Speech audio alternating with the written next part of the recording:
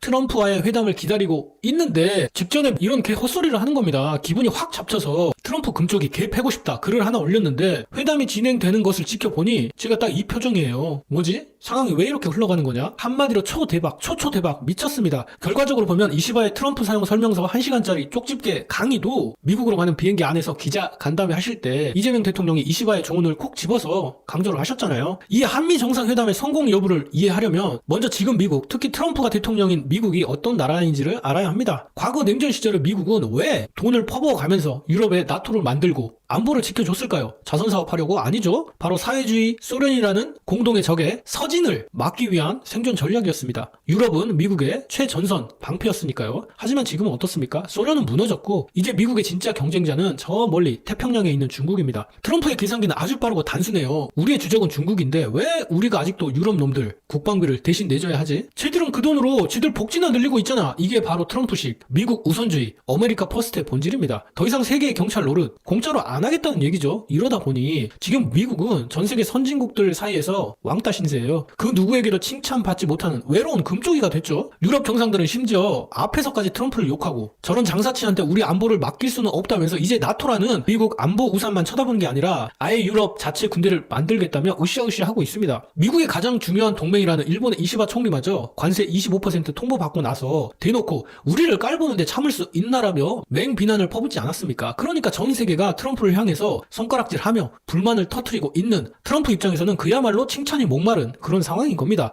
바로 이 지점에서 이재명 대통령의 기가 막힌 수가 등장합니다. 모두가 트럼프에게 돌을 던질 때 이재명 대통령이 돌 대신 꽃다발을 들고 나타난 거예요. 트럼프 만나서 뭐라고 했습니까? 세계 평화를 위한 미국의 역할과 리더십을 그 누구보다 높이 평가한다고 했습니다. 지금껏 그 어떤 정상도 해주지 않았던 트럼프가 가장 듣고 싶어 했던 말을 정확히 해준 겁니다. 사막에서 오아시스를 만난 기분, 가뭄 속 담비 같은 칭찬이었을 거예요. 트럼프 입장에서는 어쭈 이놈 봐라. 세상 놈들이 다 나를 욕하는데 너만은 뭘 좀 아는구나. 이런 생각이 들지 않았겠습니까? 이건 시작에 불과하고요. 진짜 킬링 포인트는 따로 있었죠. 여러분 트럼프가 뭐에 집착하는지 아시잖아요. 돈 여자 아닙니다. 바로 노벨 평화상입니다. 그것도 그냥 노벨 평화상이 아니에요. 자기 평생의 눈엣가시 그 지긋지긋한 버락 오바마가 받았던 바로 그 노벨 평화상입니다. 여러분 오바마가 노벨 평화상 왜 받았는지 기억하세요? 기억 못해요. 받았었어? 몰라요. 그런데 왜 받았는지까지 어떻게 압니까? 대통령 취임한 지 1년도 채 안 돼서 앞으로 잘 좀 해보라는 격려상으로 받은 겁니다. 이건 노벨 평화상 역사상 진짜 최악의 코미디이자 엄청 큰 논란거리였어요. 그런데 트럼프 자기는 어떻습니까? 지금 중동이 난리통이라 헷갈리실 수 있지만 트럼프는 자기 임기 때 수십 년간 철천지 원수처럼 지내던 이스라엘과 아랍에미리트 같은 아랍 국가들의 손을 덥석 잡게 만든 아브라함 협정이라는 트럼프 본인이 자기 최대 치적이라고 자랑하는 바로 그 사건이 있습니다. 이게 그냥 지 혼자 뇌피셜로 떠드는 수준이 아니라 실제로 이 공로를 인정받아서 노벨 평화상 후보로 정식 추천까지 여러 번 됐었습니다. 자 이제 그림이 그려지시죠? 한 것도 없이 격려상 받은 오바마와 실제로 판을 뒤엎는 성과를 냈다고 생각한 트럼프 입장에서는 이거야말로 배알이 뒤틀리고 미치고 팔짝 뛸 노릇인 겁니다. 이게 바로 트럼프의 가장 연약하고 예민한 아킬레스건이죠. 이재명 대통령은 바로 그 아킬레스건을 정확하게 0점 조준해서 때려 박아버린 겁니다. 유럽 정상들과는 차원이 다른 그야말로 외교의 예술을 보여줬습니다. 먼저 밑밥을 깔죠. 세계 지도자들 중에 세계 평화 문제에 트럼프 대통령처럼 관심을 갖고 실제 성과를 낸 건 처음입니다. 전 세계가 욕하는 트럼프한테 당신이 역사상 최고의 평화주의자라고 멍석을 깔아준 겁니다. 그리고 여기서 활용 점정을 찍습니다. 트럼프가